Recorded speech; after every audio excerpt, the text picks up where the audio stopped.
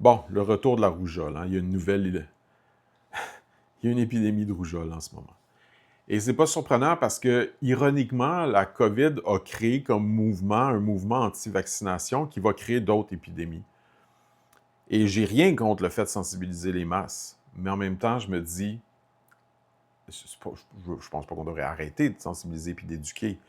Mais je me dis, il y en a qui sont down the rabbit hole. Il est déjà trop tard. Et donc, un peu comme on l'a vu avec certaines personnes qui ont refusé la vaccination, qui vont demander la vaccination. Tu sais, dans le COVID, il y en a qui étaient en train de mourir. Puis là, tout à coup, ils demandaient la vaccination. Ils changeaient d'idée. Puis là, on leur disait, mais il est trop tard. Tu n'as pas compris le principe scientifique de la vaccination comme préventive. Là. Tu sais, il est trop tard. Là, tu as déjà la maladie. Et on ne peut pas t'aider avec un vaccin. Et tu vas mourir. Désolé. Tu sais, j'avais fait une vidéo récemment, il y a quelques temps, sur Guillaume Lemaitre-Vierge, qui parlait avec Patrick Lagacé. Puis le point que Patrick Lagacé lui répétait à Guillaume, le problème, c'est que tu demandais un traitement de faveur. Le problème, c'est que tu demandais qu'on fasse une exception pour toi par rapport au passeport vaccinal à l'époque. Et l'analogie qui me vient en tête par rapport à ça, c'est un peu comme de dire... Moi, je veux que nos autoroutes soient comme en Allemagne et qu'il n'y ait pas de limite de vitesse. Et donc, j'ai le droit de ne pas faire de limite de vitesse parce que c'est mon opinion. Oui, tu as le droit à ton opinion. Tu as le droit d'être anti-vax. Mais la loi dit que ça va prendre le passeport vaccinal pour entrer en cet endroit-là. Pareil comme, oui, tu as le droit à ton opinion de dire qu'on devrait être comme les autoroutes en Allemagne. Il n'y a pas de problème à ça. Il n'y a personne qui dit que les Allemands sont stupides de ne pas avoir de limite. Il y a tout un contexte qui l'explique. C'est très différent. Leurs routes sont très différentes. Ils n'ont pas le no-need pull. Ils ont une sorte de culture de l'automobile très différente aussi. Il y a plein de facteurs. Bref, encore une fois, c'est une question du respect des diversités. Eux autres, dans leur démocratie, ont choisi ça, puis c'est tout à leur honneur. Ça ne veut pas dire qu'ici, on l'a fait. Et donc là, après, tu dis, oui, mais je vais être censuré. Si, non, c'est pas que tu vas être censuré. C'est que c'est pas ça la loi ici. C'est pas ça notre contrat social. C'est pas notre code. C'est pas là-dessus qu'on s'est entendu. Donc, tu as complètement le droit à ton opinion par rapport au vaccin. Mais, ça ne veut pas dire que tu es au-dessus de la loi. Ça ne veut pas dire que là, on va faire une exception pour toi parce que toi, tu penses différemment. Parce que toi, tu penses la loi différemment. La loi s'applique différemment à toi. Ça n'a aucun sens. C'est pas ça la loi. La loi, c'est justement aveugle. C'est fait pour que ça s'applique indifféremment selon des règles rationnelles sans rentrer dans la particularité de chacune des situations. Et donc, c'est-à-dire que oui, il peut y avoir des contextualisations puis des exceptions, mais c'est pas de faire une exception en fonction de la croyance de la personne. Et donc, parce que toi, tu crois ça, tu aurais le droit. Ce serait comme de dire, je sais pas, moi, les prières de rue sont interdites à tout le monde, sauf aux musulmans, parce qu'eux autres, ils trouvent ça important de le faire. Mais non, si c'est permis, si c'est interdit, c'est l'est pour tous indifféremment de cela. Et donc, l'accommodement qu'on va voir en général va être formulé d'une façon telle que les autres pourraient aussi le faire.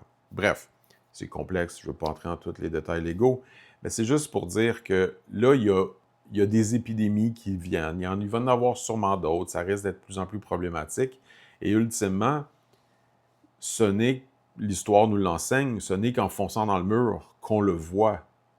Et donc, oui, tu as le droit à tes opinions, oui, on doit continuer à sensibiliser, mais il ne faut pas trop s'acharner puis s'attendre à ce que certains groupes de la population comprennent. C'est quand même complexe comprendre un vaccin.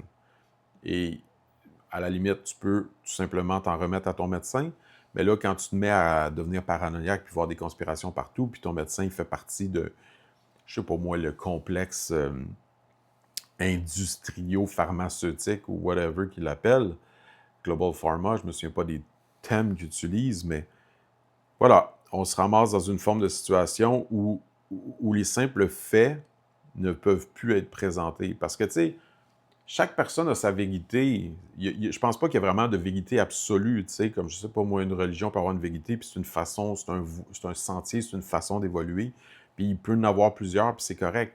Mais il y a des faits qui, eux, sont moins discutables dans le sens où c'est un peu comme de dire, ben ça, c'est la couleur bleue. Puis après, tu peux me dire, ben moi, j'appelle ça azul. OK, c'est correct. On n'est pas obligé d'avoir la même vérité du point de vue linguistique, de notre façon de voir, de notre...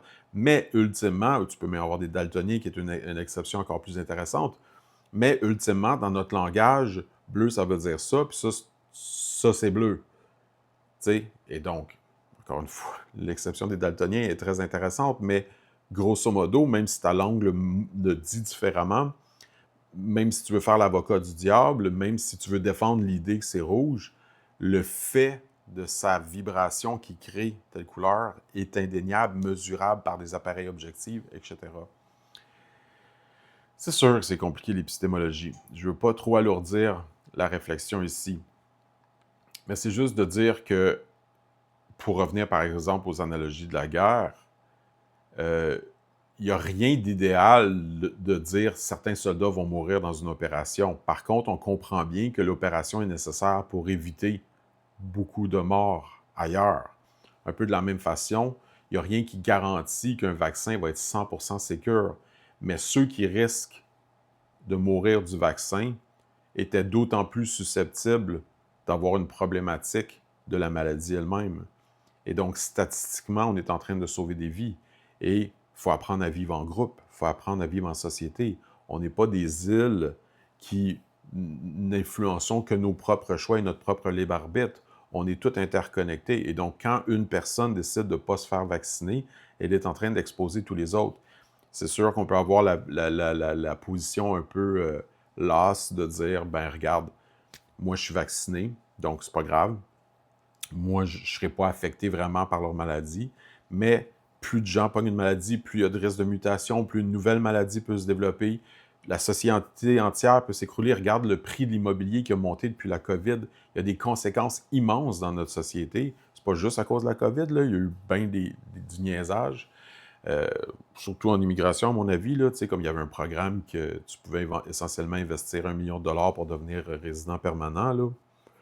Moi, je pense que ça a juste déstabilisé notre marché. Là. Je pense pas que c'était une conspiration. Je pense pas que c'était une collusion. Je pense que c'était juste naïf puis mal comprendre l'économie. Mais ça, c'est encore une fois l'économie triomphante qui veut tout dominer puis tout mettre de l'avant au niveau du nom de la grande triomphante économie, l'insatiable expansion économique ad vitam aeternam est nécessairement en train de détruire notre environnement qui, en fait, a des ressources limitées.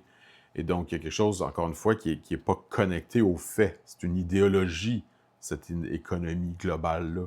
C'est pas un fait. Et donc, c'est un peu ça le problème, c'est qu'on se ramasse avec des espèces de dogmatiques pognés dans des bulles qui ne sont pas capables de regarder les faits en face. Et donc, d'avoir une forme de dialogue où on peut reconnaître peut-être qu'on voit les choses différemment, qu'on a des stratégies différentes, mais qu'au moins, on est capable de s'entendre sur des faits de base.